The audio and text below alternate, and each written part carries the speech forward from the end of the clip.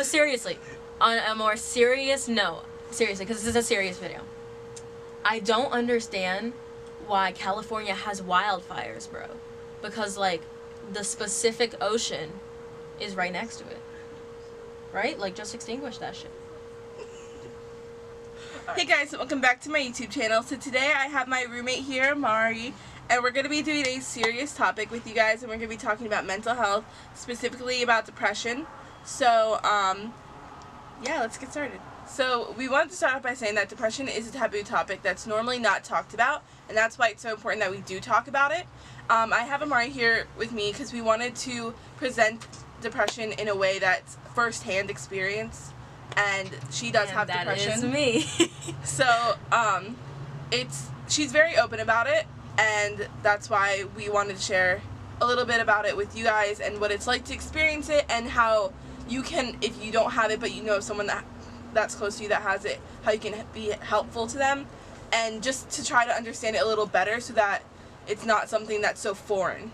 Well, yeah, because people usually think about depression as something that's not really an actual disease or an illness because it's in your brain, but it technically is because you have some chemical imbalance in your brain, but people don't think of it like that. They think of it as something that you can really control. So if you're depressed, people just say, like, well, why don't you not be depressed? And it's like, it doesn't work like that. Yeah, or why don't you take pills and that can solve your whole problem, and that's really not how it works. Well, not even that, but like even just people who say change your diet, sleep more regularly, go to the gym, that's not going to single-handedly solve all the problems. Exactly. Like, there's no cure for depression. And that's what a lot of people struggle with, especially when it's a parent and a child situation. It's hard for them to understand what their child is going through if they don't haven't experienced it firsthand, or even as a friend. I don't know what she's experiencing, and I have learned about it, but that's not the same as what she feels on a day-to-day basis. I was just thinking about how depression is really different for everybody. So, like, for me, like, a panic attack could be zoning out or freaking out, but other people it could be completely different. Like, anxiety attacks come in different forms, and so does people's depression. So it's like a lot of people think that it has to stem from some kind of trauma in, like, childhood, but really it can come from just anything. You don't need a reason to be depressed. Sometimes it's just hard to get out of bed and actually do what you need to do and be productive, and you may find ways to just not do what you need to do just because you just don't feel like it. And even though it seems like laziness, yes, it can be considered laziness. If it's stemming from depression, it's a different story. So then people usually think that you're using depression as an excuse rather than you're actually being serious. Because I know all the time I'm always in my bed sleeping 24/7, especially when I'm going through a little episode. My roommates can they can attest to that because I'm like always in my bed. But it's not because I'm lazy, it's because I just can't get up, and it sounds like laziness. But it's something that's really hard, and a lot of people go through it differently. So depression is like a wide range. It's like a spectrum. It's not just you have this type of depression, you have this type of depression. All your symptoms can really range, and that's where it gets hard. And the thing is, people, the way they treat depression, people act like a lot of people are depressed, and a lot of people claim to be depressed, and it's like you're wrongfully saying you're depressed, and you shouldn't assume it so quickly. I just don't agree with that statement because it's just, I don't know. I feel like, well, going off of the point of what you were talking about, the laziness of getting out of bed, I feel like even, it's hard for me, even though I'm so close with her and I know a lot about her depression and I've seen things happen, I still can't wrap my mind around the idea that how it's just so hard to get out of bed, because, like, for me, it's like, oh, well, just get up and get out of bed, like, that's it.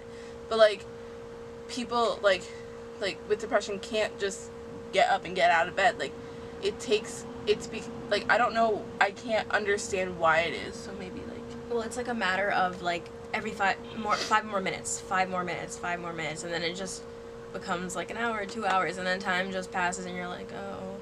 Like, I have spent entire days in bed not even getting up to get food. Like, people getting food for me, which sounds pretty terrible, honestly. We do it with love. Yes, they do. And Unless they know I have something to do and I'm avoiding it, they won't usually like bother me. But when I like tell my roommates things like to notice, to look out for, and when they see that I'm doing it, they make me stop. And a lot of the time I'll just be like just chilling, and one of my roommates will say like, "Are you okay?" But a lot of the times when they ask me if I'm okay, I'm not. So it's like they know, but it's really nice. Like if you are depressed, if you're in a place like this, like a room, like in a dorm, I think it's really important to communicate with your roommates about how it affects you and what to look out for, and like dangerous behaviors, or how you know I'm having a good day or a bad day, because it can really make the difference. I mean, it also depends on like your roommate. I'm very lucky that you guys are so supportive, and you guys are really helpful. Like trying to get me out of bed, like pulling my sheets off of me, and that's when we also have an 8 a.m. lab. I'm like, get up out of bed, because she's my lab partner. We have to go. She comes to my banister, and she's like, and it's like these two slats, and she has her face in between. She's like, get up. I'm like, now. why? And she's like, I'm like, she scares me. Get I'm up. like, because I take medicine for my depression, and it makes me really drowsy. That's also a factor in me, how it's hard to get out of bed. So I'll just like keep falling asleep, and I like just can't get out of bed. Yeah, like, well, what I was gonna talk about when you were saying how it's good to really communicate with your roommates, I like 100% agree with that, because I know that it is hard to talk about, but I do love how open Amari is, because I feel like if I hadn't known everything that could happen stemming from her depression, then I think it would have been a lot of different things would have been very hard. And it's just like, it's really important to have a support system, I think, especially when you have when you have depression. Like, if you don't have a support system, then like it makes it really hard. Yeah. But yes. Depression is definitely something we need to normalize, and make sure if you are depressed, you have a support system, and just do everything that you need to do to make sure you're okay.